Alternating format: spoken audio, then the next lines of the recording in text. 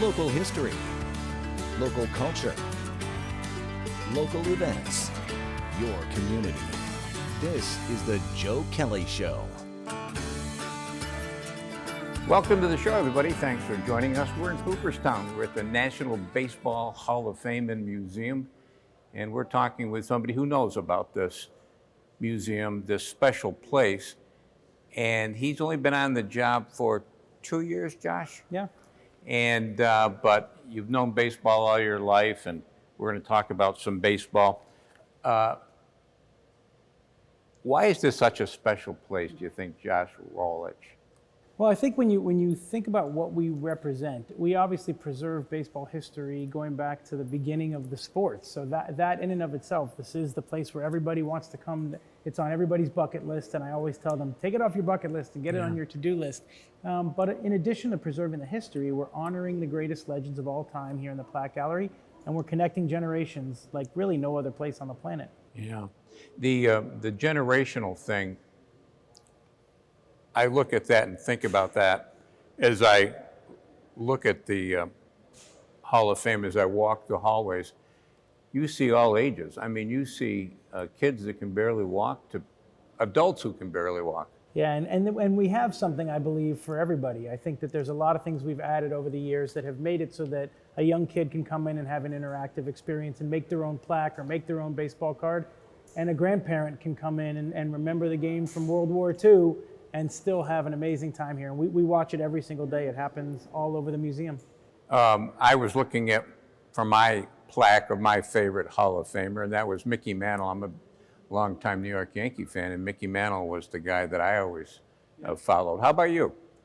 Well, I grew up in Los Angeles, a Dodger fan originally as a kid, and so when you think about that, there's really no other name besides Jackie Robinson, and every time I walk by his plaque, it has a special feeling for me, not just because of what he meant to the Dodgers and to baseball, but what he meant to American society and the world. And it's a really cool, it's an amazing plaque, but those who come and see it may not realize that it actually is his second plaque. His first plaque, he didn't want having anything on there that mentioned breaking the color barrier, and it wasn't until about 30 years after he passed that his family said, we need that to be on there forevermore. And so you put up a new plaque. Yeah. And where's the original plaque? It's actually at the Jackie Robinson Museum down in Manhattan, which just opened up last year. We were at the grand opening, and we don't normally loan plaques out of Cooperstown. It just doesn't happen. Well, we might take it for a day somewhere, but we've never really loaned one for an extended period in time until we loaned this one to their museum. Do you ever take a traveling exhibit out? So we have over the years. We had back in right around the turn of the century in 2000, we had a very, very large traveling exhibit that went around the country. And then again in 2017, a smaller one. But part of what I think we're trying to figure out how to do is how can we do it without maybe the mass expense and the mass workload it takes, because there's a lot just keeping this place going. But a lot of what we're thinking about is how do we bring little bits and pieces of Cooperstown to the outside world. And I would assume you're doing that right now online as well. Absolutely. We actually just redid our website in the past 3-4 months. Baseballhall.org is an incredible place to go. You can get lost for hours in there, searching our collection, looking up your favorite artifacts, your favorite Hall of Famers. It's an amazing place for baseball. The Hall of Fame has just been, well, it's been around since 1936, and you are the 9th president? Yeah, hard to believe. Yeah. Well, when people get this job, they don't leave it too quickly. But I wanted to mention a name that I was just so impressed by this man. He just died recently, Ed Stack. Yeah.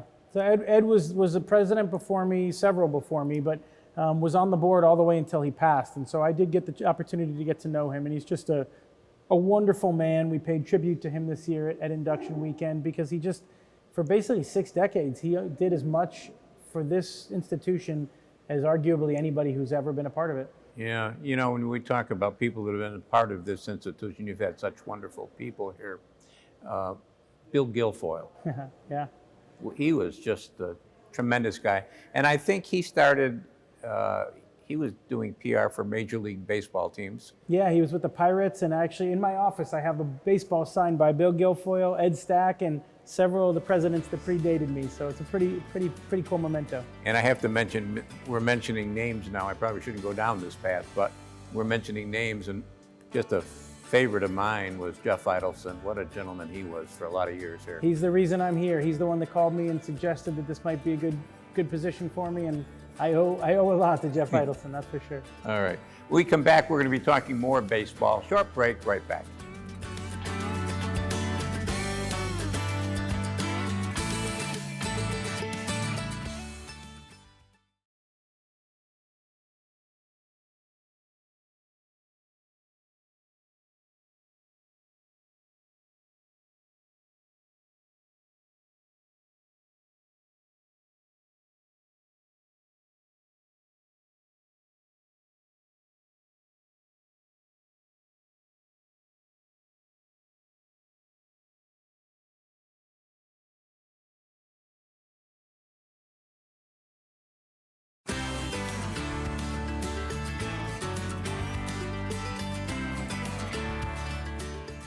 Josh Rawitch, our guest. We're talking baseball, and he's a good one to talk baseball with because he's the president of the National Baseball Hall of Fame in Cooperstown.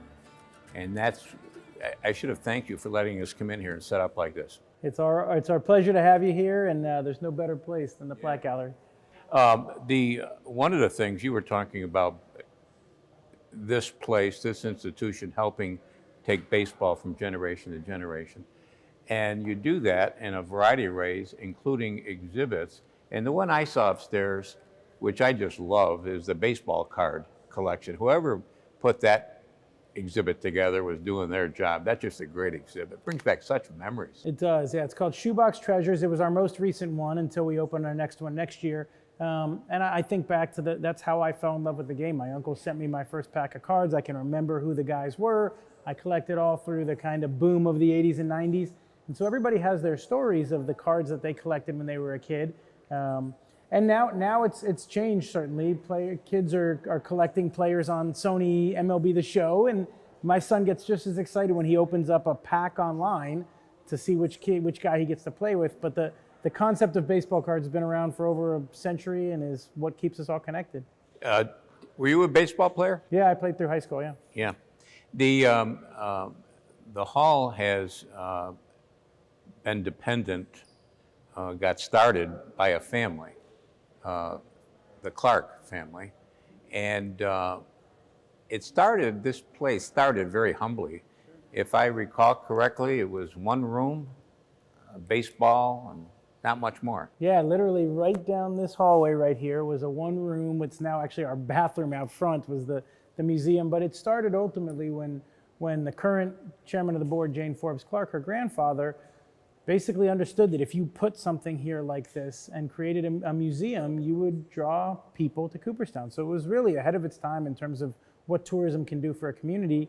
And so he went to the National League president, Ford Frick, and said, if I build a museum, would you give me some stuff to populate it? And Frick said, sure, if you put together a Hall of Fame as part of it. And that's how we ended up sitting in this spot. The location of Cooperstown, is that good? Is it bad? Doesn't matter? I love it. I mean, what it is as Ichiro Suzuki, who's been here, I think about 8 to 10 times, he loves coming here. He used to come here when he was a player in the off season. And what he says is part of what he loves about it is that it takes you have to want to come here. You don't accidentally end up in Cooperstown. And that might happen on some of the other Halls of Fame. So maybe our attendance would be greater if we were someplace else, but I don't think it would be as special as it is right where it is. Do you ever get any Hall of Famers that just get it in their head to come by unannounced? Not necessarily, but literally this week we just had 2 of them here with us. We had Raleigh Fingers was here for a couple of different events, along with our donor. It's our donor appreciation weekend that we had. So Raleigh came and spent time here. Does he still have the mustache? He still got the handlebar mustache. He's told stories going back to when it started in the early 70s. But he was also here for a golf tournament that a local nonprofit puts on. And Jim Cott just came out just because he wanted to be at the golf tournament. So we had 2 Hall of Famers here this week in the middle of October or September that doesn't normally happen. Another name that was just in the news because it was at the Yankee Old Timers Day was Joe Torre. Sure. What a career he had. I mean, all aspects of this. And he just went on your board, did he not? He did. Joe went on our board, and you want to talk about a full circle life moment. I attended Joe Torre baseball camp as a kid, as an 8-year-old. He had a camp out in Los Angeles. He eventually became the manager of the Dodgers when I was working there, so I worked alongside him, and now to have him on our board, he's another one who's talked about just trying to come out in October, and he wants to see the leaves and bring his wife and play golf. And so, yeah, these guys do come back pretty regularly. They just love being here. Yeah. There's a couple, well, more than a couple, ways to get into the Hall of Fame. We always think of the player, of course. And that is done how? How is that election done? So if you've played for 10 years, you can be put on a ballot that the writers will look at, and you have to get 75% of the Baseball Writers Association vote. That's the way that most people tend to think of it. But once you get off of that ballot, you are eligible to be a part of the era committees. And so every December, we look at a different era. This coming December, it's actually going to be umpires, executives, and managers from 1980 forward. There will be 8 people who get put on that ballot, and a room full of 16 will look at their case, and if 12 of them, 75%, believe they belong in, you can get elected. And that will rotate every 3 years from the current committee to a pre-1980 committee to a post-1980 players committee. So you've got the players with their plaques, you've got umpires with their plaques, you've got baseball executives with their plaques. Did I get them all? And managers, yeah. Okay. Yeah. And would managers go under executives or the managers, executives, and umpires will all be looked at this December. And then we have a players committee and a players committee pre-1980, post-1980. Do you think that the interest in baseball has waned over the years? I don't. I mean, I think that what's happened is as more things have come available to people, the interest in everything has waned over the years, and so you just have more of a divided audience. But I think that what, in particular, MLB has done this year in terms of the speed of play, the pace of play, and the pitch clock, and some of the new things that they're adding, they're seeing significantly larger attendance across the country. They're seeing larger viewership numbers on TV. And I think the game continues to evolve, and so that's what happens. You have to do that. Do you like the pitch clock? For those who aren't big baseball aficionados, that speeds up the game because they only give pitchers so much time to. I kind of like it. Yeah, I love it. What it's done really is it's returned baseball back to what it was in the 70s and 80s when people were just throwing the ball when they got it back. And over time, as more data came into it and people needed to start thinking about every analytical piece of every pitch, it slowed the game down, and you wound up with almost half an hour of dead time of people walking around the mound, stepping out of the box. Essentially, that's what they've eliminated. The game is really pretty much the same, and they've banned the shift, which has been smart. That's created more action, and I think everything they've done has really helped enhance the best version of our sport. Does the commissioner ever get down here? He's from Rome, New York. Yeah, he's actually also on our board, so the commissioner has been incredibly supportive. He doesn't ultimately oversee the hall, but he is one of our board members and does both because he's from Rome, but also because he loves being here, comes back for induction every year, comes back to our board meetings. He's always very open to ideas we have, and I'm in touch with him quite regularly. Does Jane Clark know baseball? Oh yeah, of course. Yeah, you can't grow up around the game the way she has and not have it be a huge part of her life. She's really, in her mind, one of the most important things we can do is take care of the people who are on these walls. The Hall of Famers, make sure that they are treated as though they are the living legends that they are. And while we have 40,000 artifacts and 3 million documents and hundreds of thousands of baseball cards and photos, we only have about 75 living legends, living people who can tell the story of what it was like to be that good. And her focus often is on making sure that group is well taken care of. This library sometimes gets overlooked because we're into plaques and exhibits and things, but your library here is world class. Yeah, I think there's a lot of people that expect when they come to Cooperstown, they're just going to literally see the plaque gallery. And what they don't realize is that literally right on the other side of it is the Giamatti Research Center, which is the greatest baseball library in existence on the planet. And you can come in here, most of the time authors do come in here, and they'll spend a week researching their next book right here in our library. And whether it's that or our archives of documents and photos, it's all part of what's available to the public. Somebody told me once, and we're going to go to break, somebody told me once that if you played a half an inning in Major League Baseball, you've got a file in that library. Absolutely true. Okay. We're going to take a short break. We're at the National Baseball Hall of Fame in Cooperstown. We'll be right back.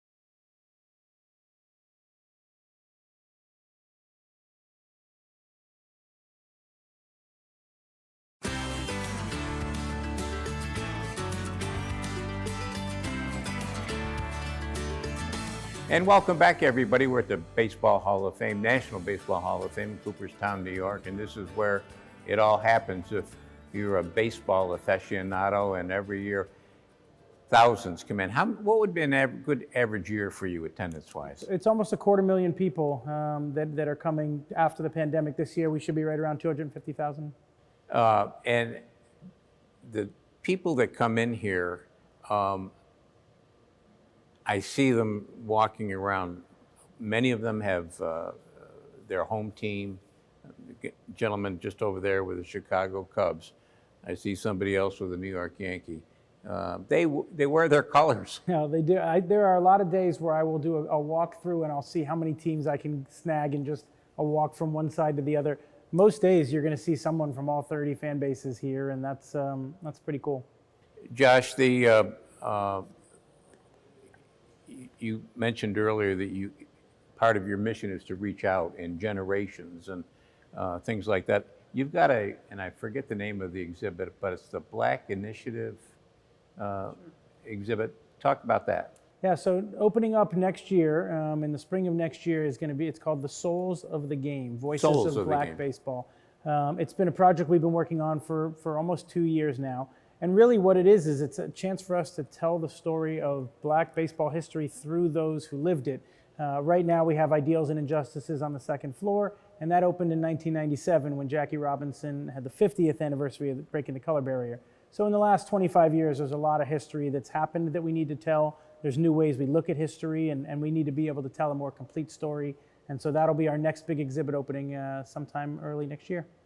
Before the show, a gentleman came over to you, was talking. He was very proud to be a member. Yeah. What does that entail? So I think some people think we're kind of owned by Major League Baseball, but we are a nonprofit, just like whatever other your favorite charities you support. And so one of the things that we do is we have a membership program where you can join, and you'll ultimately get access to be able to come to the museum whenever you want. But we send out 6 times a year a magazine that is unbelievable called Memories and Dreams. And we have member events. We just had a member event very recently where people could come and basically just spend time here. They got a chance to meet Raleigh Fingers for those who donate to the museum. So it's a great way to support the museum, and you can go on our website and see all about it. The other ways that you can support the museum, of course, are coming down here. What does it cost to come into the museum these days? It's $28 for an adult, and then less for a senior or a veteran or a child.